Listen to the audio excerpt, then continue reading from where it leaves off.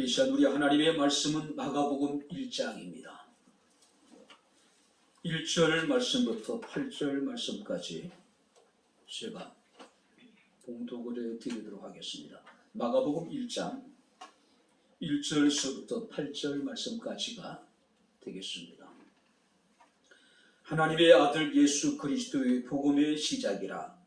선지자 이사야의 글에 보라, 내가 네 세자를 네 앞에 보내노니 그가 네 길을 준비하리라.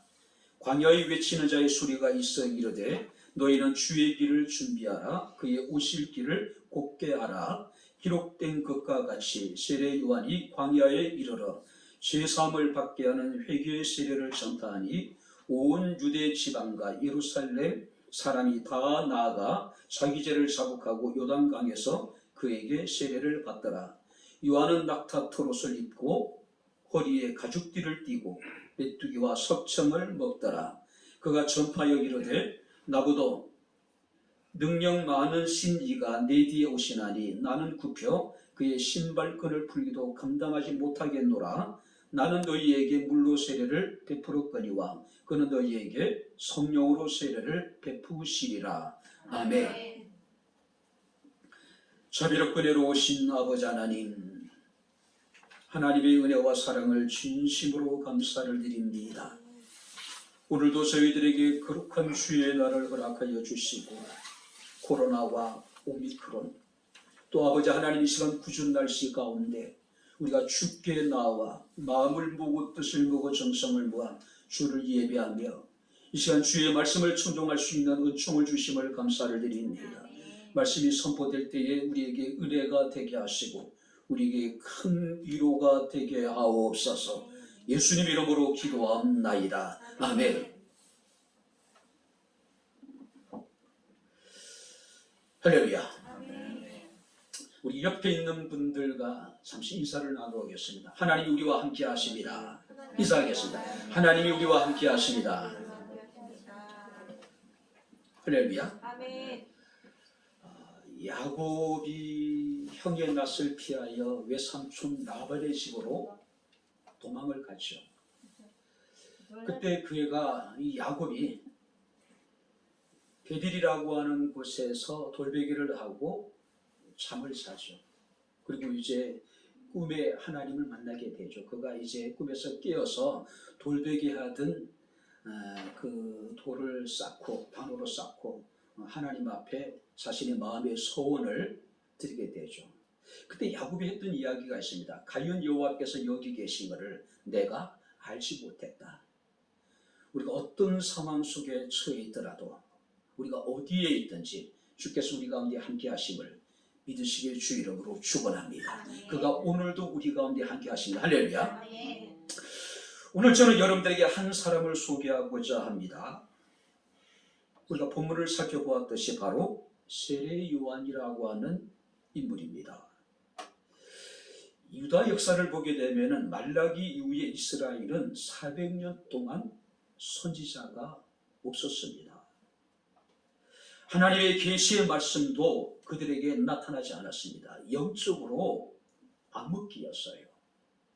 그때 하나님께서는 세례 요한을 이 땅에 보내셨습니다. 자, 세례 요한은 제사장 사가랴와 또 주님의 모친이었던 엘리사벳의 친족이었던, 그러니까 마리아의 친족이었던 엘리사벳의 아들이었습니다.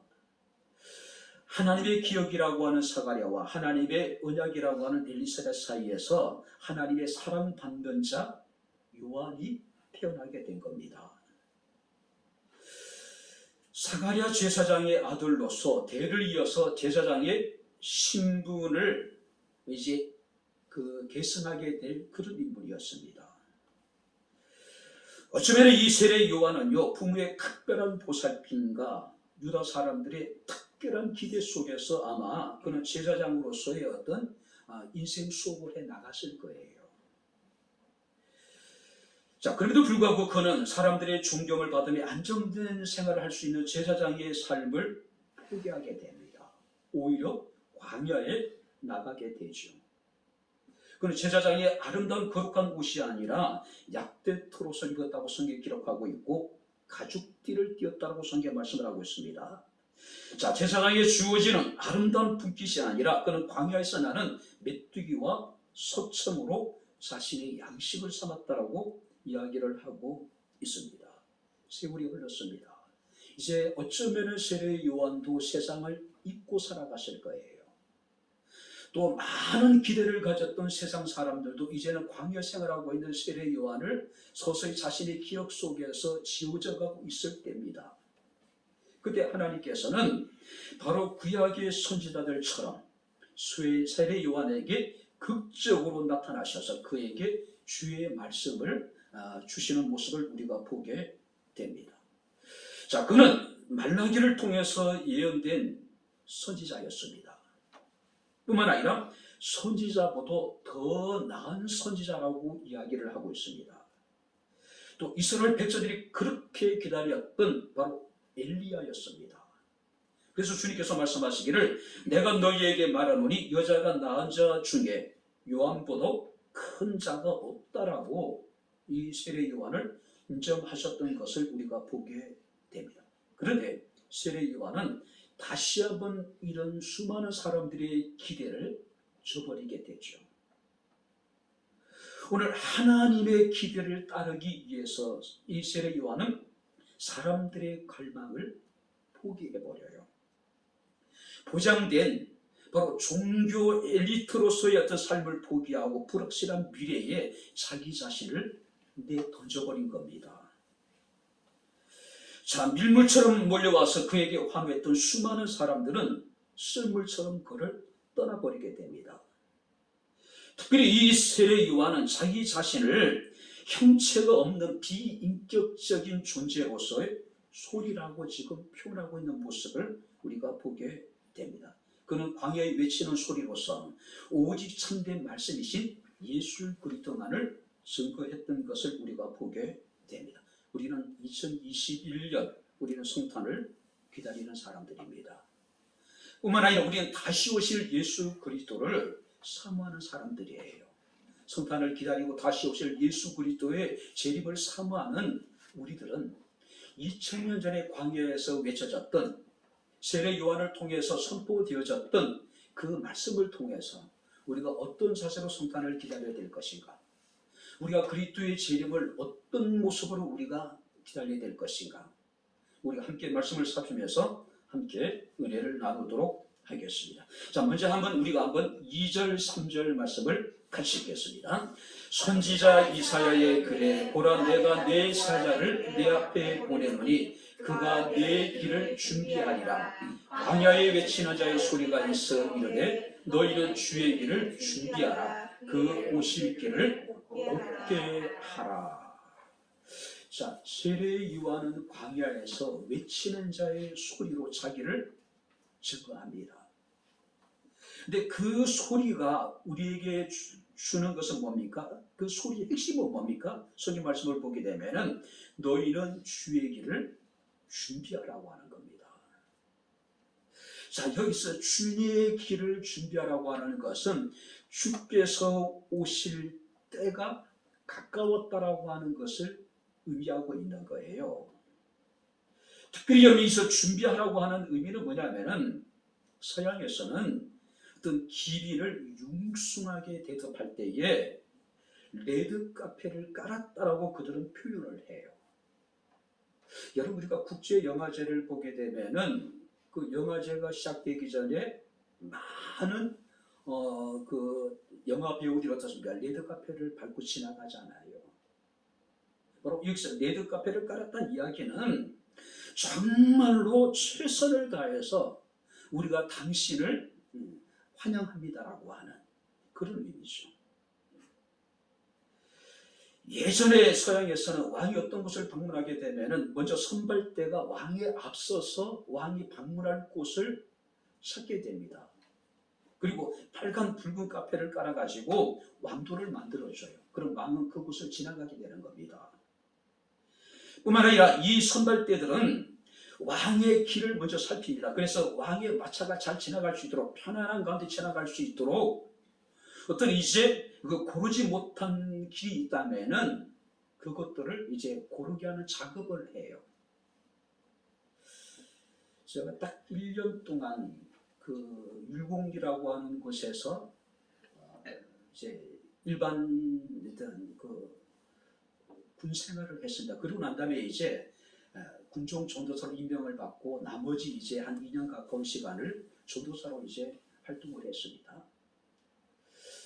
근데 이제 한 겨울에 사단장이 저희 대대를 방문한다라고 하는 이제 그 통신문이 이렇게 온 거예요. 근데 그날 저녁에 엄청나게 눈이 내렸어요. 자, 잠을 자는데 갑자기 이제 깨워가지고 제설작업을 하는 거예요. 율곡리에서 저희 부대까지 꽤 긴 거리를 나요. 대대병력이 전부가 일어나가지고, 근데 그날 밤에 3번이나 일어나가지고 제설작업을 했어요. 사단장이 온다고. 정확하게 대대를 방문하는 것이 아니라 대대를 통과해가지고 이렇게 이제 포 진지가 있는데 꼭대기에 그쪽에 방문한다는 거예요. 근데 다음날 다시 이제 사단으로부터 연락이 왔습니다. 날씨가 고르지 않아서 사단장이 방문하지 않는다는 거예요. 자, 600명의 대대 병사들이요.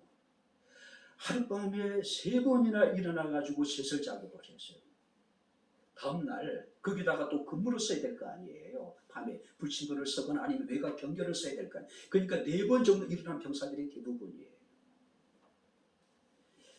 그야말로 원성이 하늘을 찌르듯 하죠. 여기저기서 이병장이 이만큼 튀어나온 거예요. 자, 여기서 예비하라고 하는, 준비하라고 하는 얘기는 그런 의미예요. 그죠? 자, 우리 그리스도인들은요, 그리스도의 다시 오심을 우리는 기다리는 사람들이죠. 주의 성탄을 우리는 기다리는 사람들이에요. 그렇다면 우리는 어떤 사람들입니까? 주의 길을 준비하는 사람들이라는 거죠. 자, 누가복음 3장에 보게 되면은 바로 누가는 이사야서 40장 3절부터 5절 말씀을 인용해서 우리가 구체적으로 어떻게 주의 길을 우리가 준비해야 될 것인가를 우리에게 교훈해 주고 있습니다.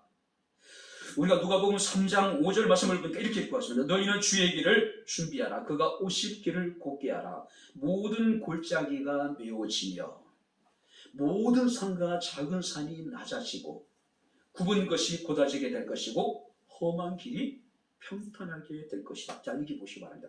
골짜기라든지 산이라든지 굽은 것, 험한 길이라고 하는 것은 죄악으로 인해서 타락한, 변질된 인간의 심성을 의미하고 있는 거예요.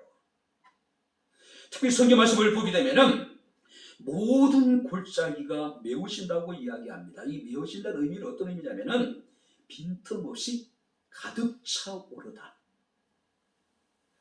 사람의 여기서 골짜기라고 하는 것은 죄악과 흉계가 숨어있는 우리 인간의 마음속 깊은 곳, 그걸 의미하고 있는, 그것을 여기 성경 말씀 보니까 골짜기라고 표현하고 있는 거예요. 우리 마음속에 깊은 것이 자리 잡고 있는 온갖 부정적인 것, 제약된 요소들이 자리 잡고 있는 그 깊은 골짜기를 빈틈없이 채워라. 빈틈없이 가득 채운다는 의미는 또 다른 의미는 어떤 의미일까요? 주의 영으로 충만하게 하라는 이야기예요. 자, 겉으로 보기에는 우리가 그 사람의 실체를 제대로 이해할 수 없어요. 그렇다고 우리가 그 사람이 깊은 그 내면의 깊은 그 안에 있는 것들을 다 알 수 없잖아요. 자기 자신만이 알 수 있는 것이잖아요. 근데 하나님께서 말씀하시기를 바로 성인 너는 모든 골짜기를 메워라. 그러니까 빈틈없이 그 비어져 있는 깊은 골짜기를 가득 채워라. 골짜기 하면은 어두컴컴하죠. 햇빛도 제대로 들지 않고 골짜기에는 많은 그 양들을 위협하는 그런 것들이 존재하는 곳이란 이야기예요. 타락해서 부패되어진 우리 마음속의 골짜기를 채우느란 이야기예요. 또 다른 의미가 있는데 여기서 여러분들이 골짜기라고 하는 것은 깊은 골짜기라고 하는 것은 살아가면서 상처로 받은 어떤 마음의 골들이 있을 거 아니에요. 그것이 때로는 부모로 인해가지고 자식으로 인해가지고 형제로 인해가지고 우리의 마음에 깊은 골이 피어있는 사람들이 있을 거란 말이에요.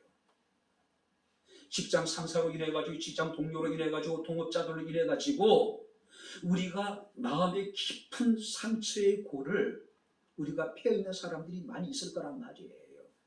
그것들을 가득 차오르게 빈틈없이 꽉꽉 채우고 나가라. 우리가 몸에 상처가 나게 되면 어떻습니까? 약을 발라야 되겠죠. 약을 바르면 어떻습니까? 딱지가 이제 이렇게 앉게 되고 또 아물게 되고, 그러면서 이제 새살이 돋아 올라와가지고 이제 깨끗하게 치유가 되잖아요. 우리가 그리스도의 어떤 그 성탄을 기다리고 주의 재림을 우리가 기다리는 우리가 어떻게 주의 길을 주게 되냐면은 바로 그런 겁니다. 우리 마음속에 있는 죄악으로 가득 차 있는 깊은 골짜기를 성령으로 충만하게 하라는 이야기고, 우리가 살아가면서 사람들로 이래가지고 패인 깊은 마음의 골짜기를 바로 하나님의 은혜로 채워나가라는 이야기예요. 뿐만 아니라 성경 말씀에 뭐라고 얘기했냐면은 높은 산과 산들이 낮아지게 하라고 이야기하고 있습니다. 자, 여기서 산이라고 하는 것은 우리 인간의 교만한 마음을 의미하고 있는 거예요. 우리의 교만한 마음을 낮추라는 이야기예요. 하나님 앞에 마음을 겸비케 하라는 이야기예요. 우리 물질 때문에 교만하고, 지식 때문에 교만하고, 명예 때문에 교만하고, 자기의 의, 자기의 공도, 자기의 열심 때문에 우리는 상대적으로 사실 우월적인 존재로 우리는 스스로를 높일 때가 얼마나 많은지 모릅니다. 성경 우리에게 얘기합니다. 모든 산과 작은 산. 자, 여기서 모든 산과 작은 산이라고 하는 것은 우리가 교만해지고자 하는 모든 것들로부터 하나님 앞에 스스로를 겸손하게 하라. 겸손하게 하라.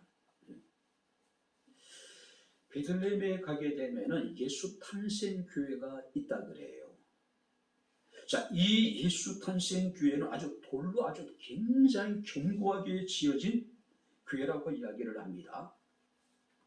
예수 탄생 교회 안에 들어가게 되면 화려하고 아름다운 모자이크로 이제 성화가 그려져 있고, 또 강단 밑에는 예수님 나신 곳이라고 하는 대리석에 별표를 만들어 놓았다고 이야기를 하고 있어요.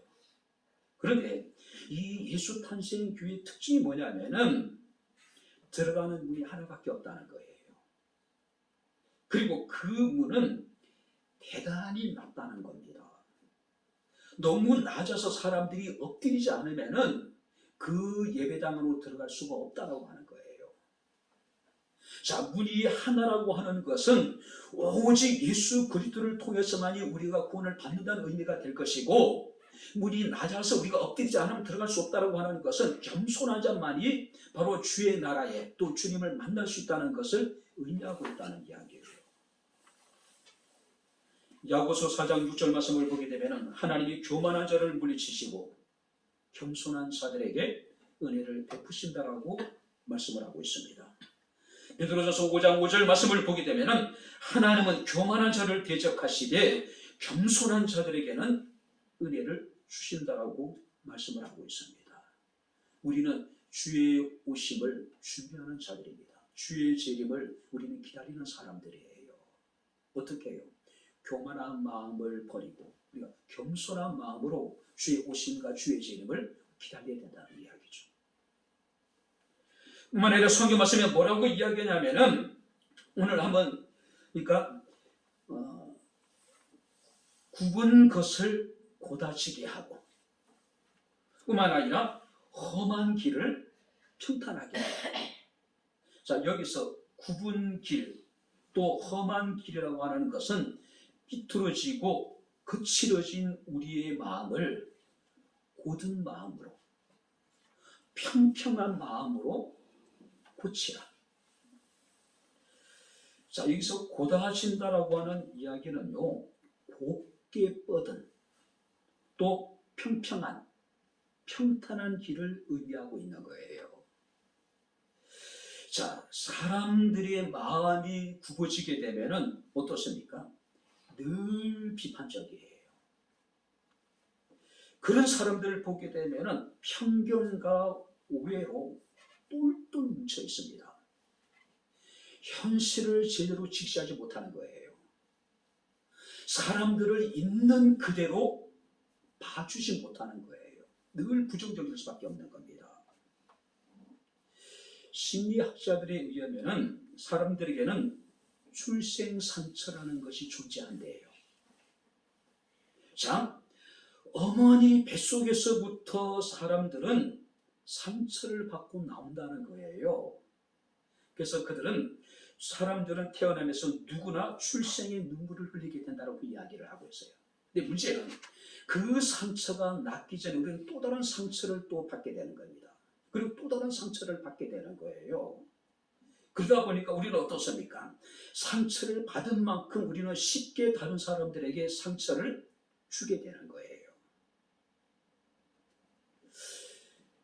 여러분들이 예전에 저희 교회 카렌다에 대한예수교 장로의 통동산교회 그 밑에 보면 대부분이 이제 담임 목사 누구누구라고 이렇게 쓰잖아요. 그리고 이제 주소가 있고 전화번호가 있고. 자, 몇 년 동안 저희 교회 카렌다에 담임 목사 이름이 사라진 적이 있었어요. 몇 년 동안 저희 교회 주보에 담임 목사 이름이 주보 전면에 있는 것이 아니라 주변 저 뒤에 가가지고 조그맣게 쓰여진 적이 있었습니다. 왜 그랬을까요? 몇몇의 사람들이 우상 숭배라고 이야기를 하는 거예요. 또 한 분은 저를 찾아와서 목사님 주부에 목사님 이름이 올라가 있는데 우상 숭배 아니냐? 아 그래요? 그럼 제가 카렌다에서 제 이름을 지우겠습니다. 그 다음에부터 몇 년 동안 우리 카렌다에 황상도 이름이 사라져 버렸어요. 다른 사람들은 굉장히 의아하게 받아들이는 거예요. 왜 목사님이 없냐는 이야기예요. 왜 주부의 전면에 목사님 이름이 없고 저 뒤에가 있느냐는 이야기를 들었습니다. 저는 이해할 수가 없었어요. 근데 나중에 그걸 이해하게 됩니다. 그분의 형제들이 그런 교회를 다니신 거예요. 여자 목사님이 목회를 하셨는데 그게 절대적이에요. 부목이나 모든 성도들이 목회자를 대하는 모습을 보고 저는 직접 그 담임 목사를 보지 못했는데 부교자를 보니까 교인들이 목회자를 어떻게 대하는지를 보니까 조금은 제 마음도 불편하더라고요. 장례를 치를 기회가 있었는데 이제 공동묘지에 매장을 해요. 길이 고르지 않잖아요. 저희 교회도 적지 않게 참석을 했습니다. 근데 그 길을 오르고 내리고 하는 데 있어서 저는 아무런 불편을 느끼지 않았어요. 근데 부목사님이 저랑 비슷한 연배인데 젊은 교인들이 그 옆에 있어요. 길을 이렇게 옆에서 붙잡아가지고 이렇게 그래요. 저렇게까지 할 필요가 있는가? 그 형제들이 다 그런 교회를 다니다 보니까 부정적일 수밖에 없는 거예요. 아무것도 아닌데 비판적일 수밖에 없을 것이고 우려할 수밖에 없을 것이고 왜곡할 수밖에 없을 것이고 그러다 보니까 결국은 카렌다의 담임 목사 이름이 올라가 있는 것을 우상 숭배라고 규정을 할 수밖에 없는 거죠. 오늘 성경 말씀 우리에게 이야기를 합니다. 굽은 마음, 거칠어진 우리의 마음을 곱게 하라. 그냥 우리가 있는 그대로 우리가 봐주고 인정해 주는 겁니다. 근데 우리는 우리 마음이 굽어지게 되고 우리 마음이 거칠어지게 되면 어떻습니까? 모든 것이 부정적이에요. 비판적으로 볼 수밖에 없는 겁니다. 자, 우리 예수님 당시에 많은 사람들이 그런 얘기를 합니다. 나사렛에서 무슨 선한 것이 날 수 있겠느냐. 자, 지역적인 편견과 그들은 외국에 사로잡힌 거예요. 그러다 보니까 어떻습니까? 그들은 예수 그리스도를 영접하지 않았습니다. 예수들을 배척할 수밖에 없는 거예요. 우리는 성탄을 기다리고 주의 다시 오심을 우리는 사모하는 사람들입니다. 굽은 우리의 마음을 곱게 하고 거칠어진 우리의 마음을 부드럽게 할 수 있기를 주의 이름으로 축원합니다. 이것이 주의 오심을 준비하는 자들의 마음의 자세예요. 광야의 소리가 우리에게 지금 하고자 하는 이야기가 바로 이 이야기예요. 자, 두 번째 말씀을 보시기 바랍니다. 우리 4절, 5절 같이 읽겠습니다. 세례 요한이 광야에 이르러 제3을 받게 하는 회개의 세례를 전파하니 5절입니다. 온 유대 지방과 예루살렘 사람이 다 나아가 자기 죄를 자복하고 요단강에서 그에게 세례를 받더라. 광야에서 외치는 소리는 어떤 소리입니까? 회개를 촉구하는 소리예요. 세례 요한이 광야에서 이르러 제3을 받게 하는 회개를 전파했다라고 말씀하고 있음을 우리가 보게 됩니다. 자, 여기서 회개라고 하는 것은 마음을 돌이키는 겁니다. 원래 있어야 할 그것으로 돌아가는 것이 회개예요. 우리가 원래 있어야 될 것이 어디입니까? 그리스도 안이 아닐까요? 하나님에게로 우리가 돌아가는 것이 진정한 회개라고 하는 겁니다.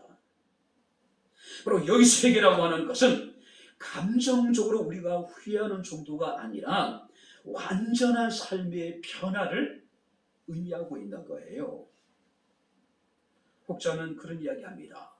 교회가 교회다워지기 위해서는 담대하게 회개의 제3의 회개가 선포되어야 된다고 이야기를 하고 있어요. 만약에 참된 회개 복음이 선포되지 않으면 그 교회는 죽은 교회고 죽은 기독교라고 이야기를 할 정도로 제3의 회개라고 하는 것은 기독교의 중요한 교리 가운데 하나예요.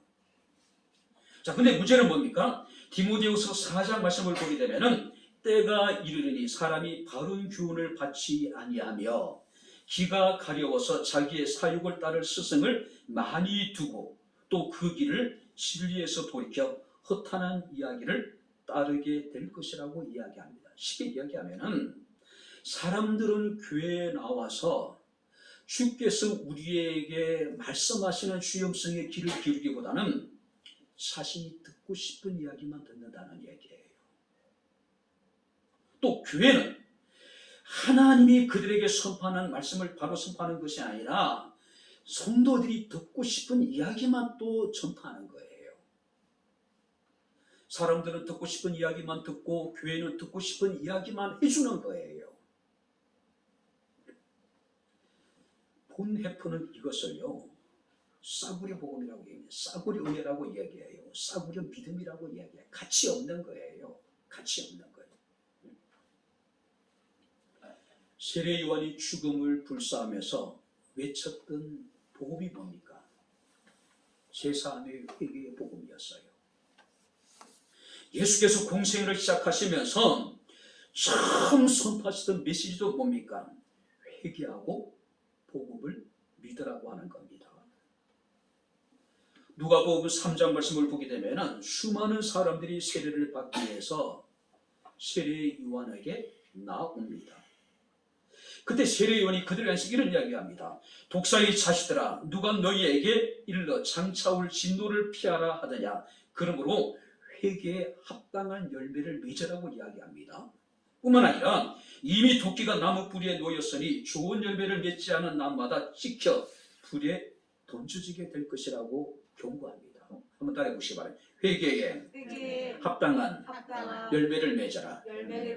자, 회개에 합당한 열매를 맺어라. 단지 우리가 자신들의 행한 일에 대해서 후회하고 반성하는 정도가 아니라 완전히 우리의 삶의 방향의 전환을 통해서 구체적으로 우리가 반성하고 있는, 후회하고 있는 것만큼 합당한 열매를 맺어라. 자, 여기서 합당하다라고 하는 것은 같은 분량의 열매,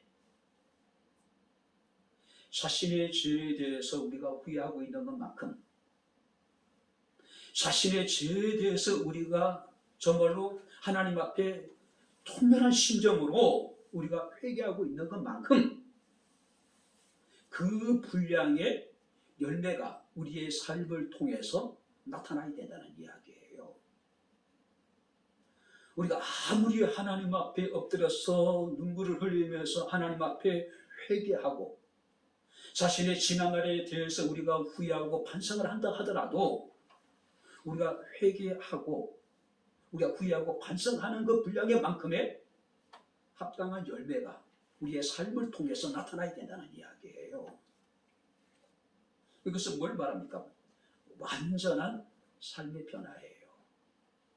자, 그때 세례 요한에게 나왔던 사람들이 그러면 우리가 무엇을 하리까? 자, 세례 요한이 외쳤던 이야기는 뭡니까? 회개 복음이었습니다. 제3을 받게 한 회개였어요.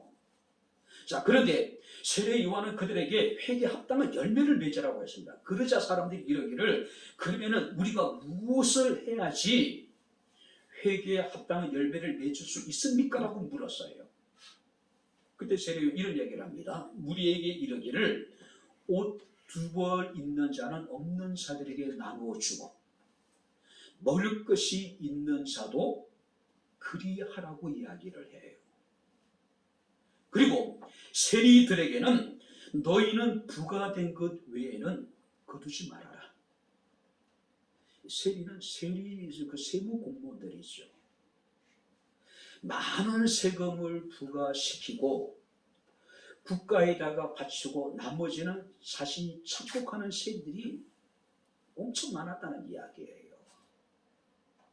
그래서 그들에게 내가 정말로 합당한 회개의 열매를 맺기를 원한다면 너희는 앞으로 부과된 그 외에는 더 이상 거두지 말라고 이야기해요. 착복하지 말라는 이야기예요. 또 군인들이 와서 묻습니다. 그러면 우리는 무엇을 해야 됩니까? 그때 세례 요한이 사람들에게 강탈하지 말며 고발하지도 말고 받은 급료를 족한 줄로 알아라. 군인들은 힘을 가지고 있잖아요. 그래서 군인들은 자신이 가진 그 힘을 가지고 힘이 없는 사람들 것을 약탈을 일삼았어요. 그리고 자신들이 힘을 가지고 있기 때문에 자신의 힘으로 고발을 남발해 가지고 사람들의 것을 착취하기도 하고, 그러니까 세례 요한은 그들에게 이러기를 너희가 받은 급료를 족한 줄로 하라.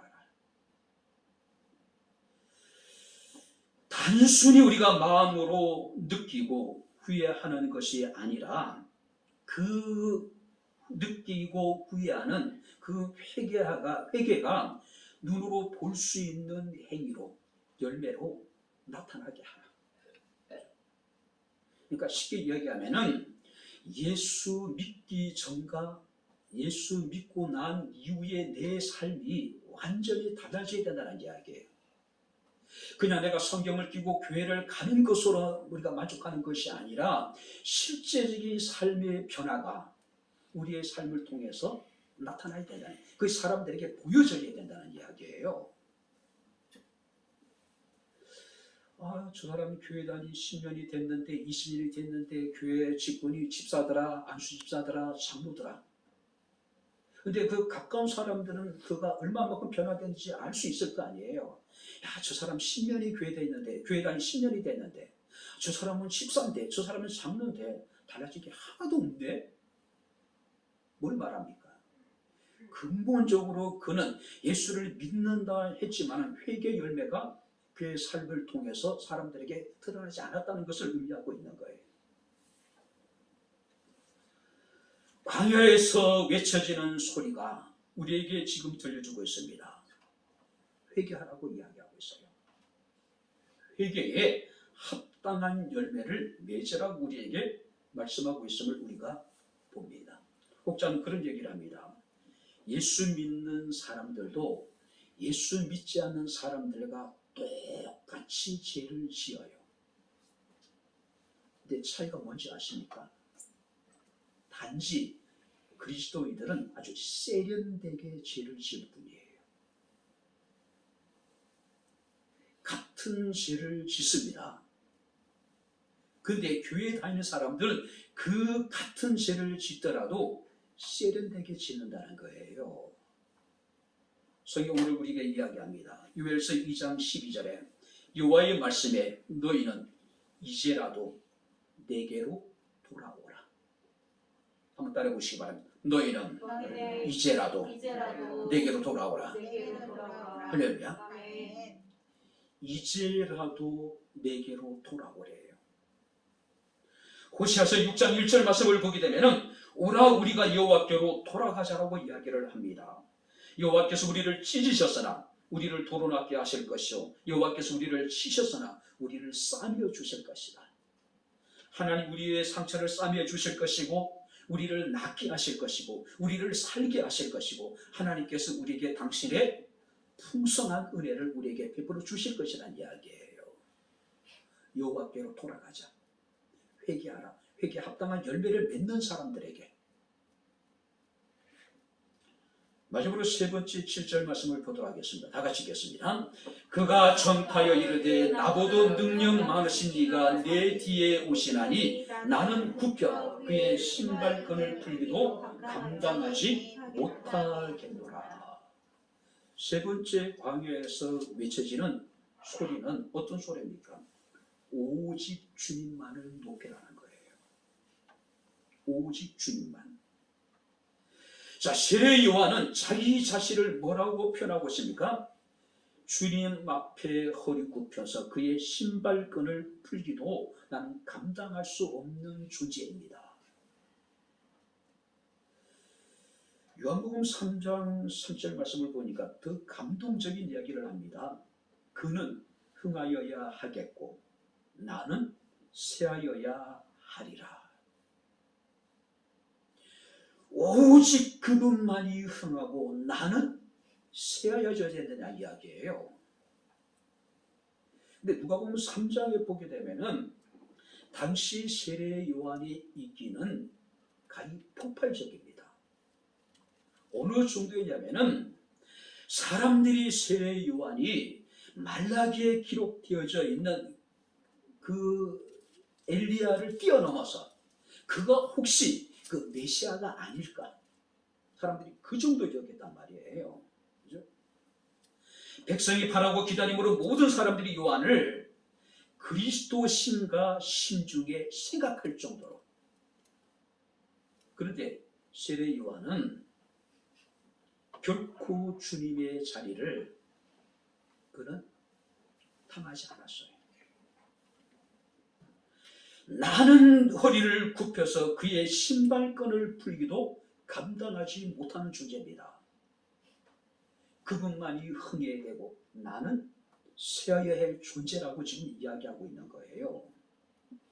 자, 여기 보시기 바랍니다. 신발끈을 푼다라고 하는 것은 노예 직무 가운데 하나예요.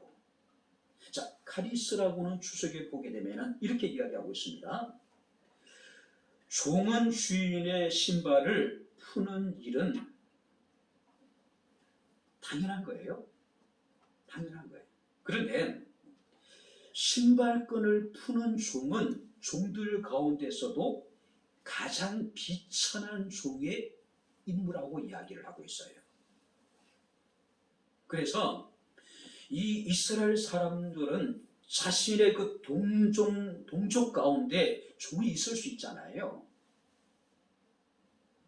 자신의 동족인 종들에게는 이 신발끈을 푸는 일을 시키지 않는다 그래요. 그만큼 수치스러운 일이고 그만큼 천한 일이기 때문에 그래요.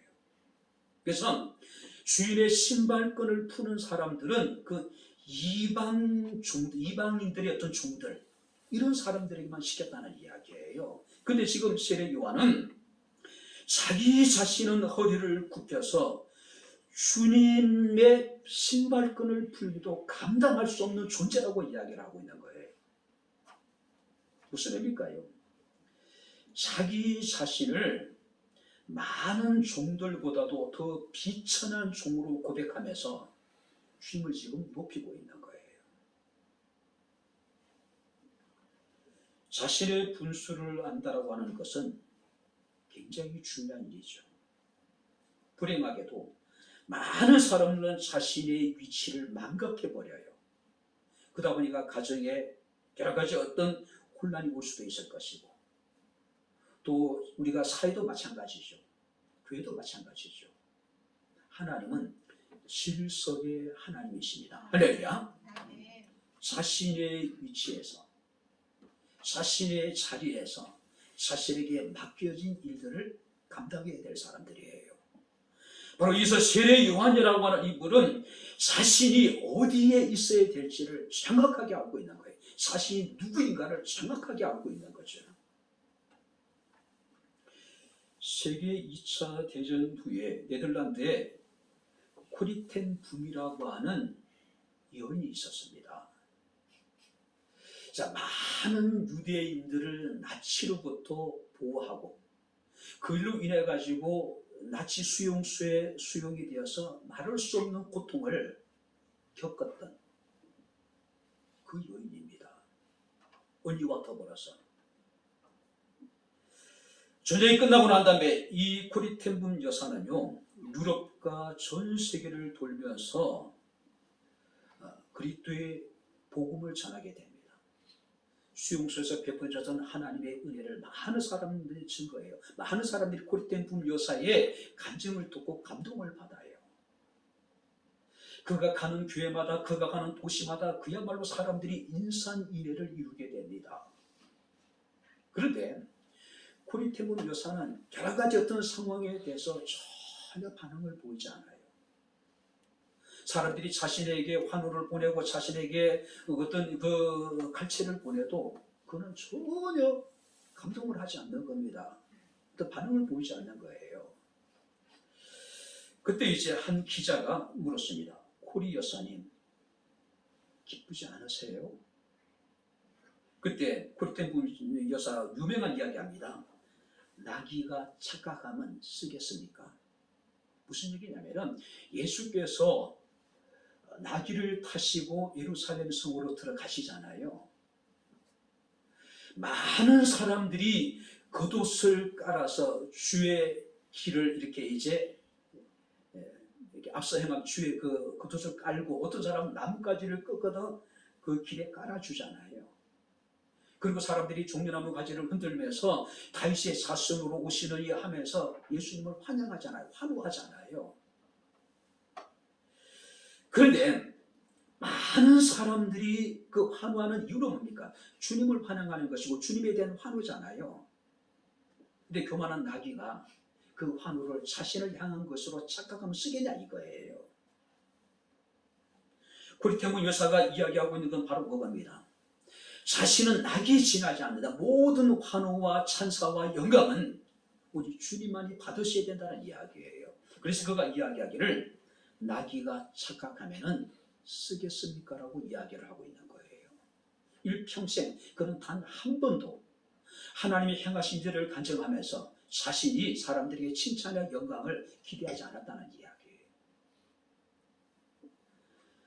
노벨 평화상을 받으시고 또 종교계의 노벨상이라고 불려지는 템플턴 상을 받으셨던 마더 테레사 여녀가 한 집회에서 이제 이런 이야기를 합니다.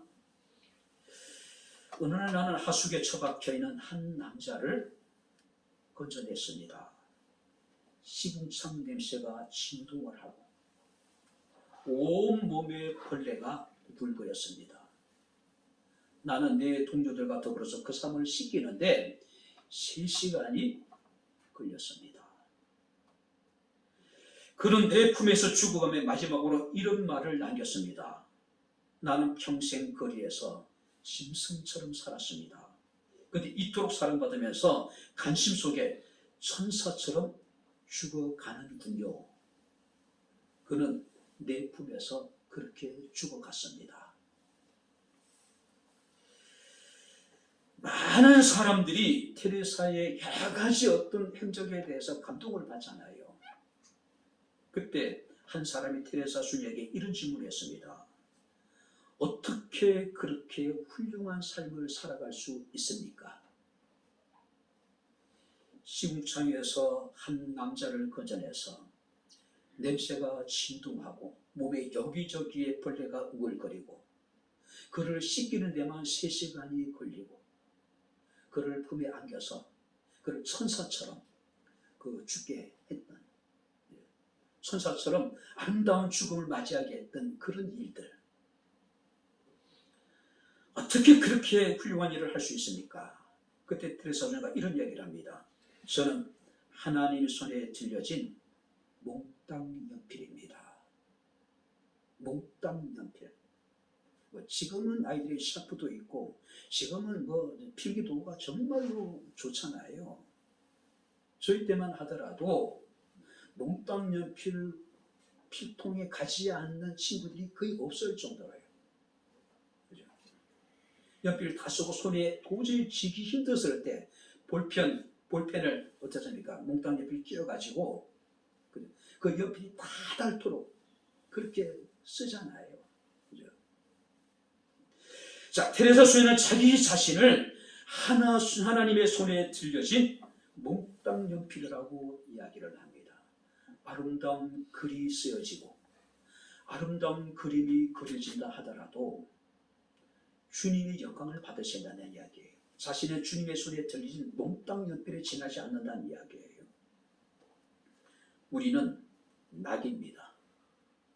우리는 주님의 손에 들린 몽땅 연필입니다. 오직 주님만이 우리를 통해서 영광을 받으셔야 됩니다. 할렐루야. 주님만이 높임을 받으셔야 된다는 이야기예요.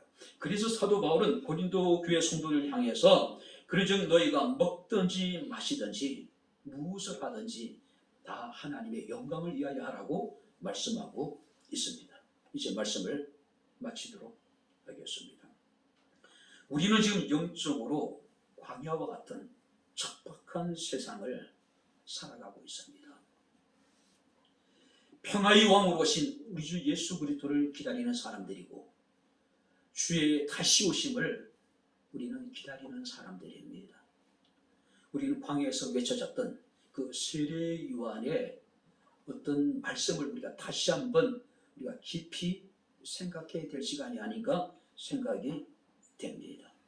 주의 길을 준비하랍니다.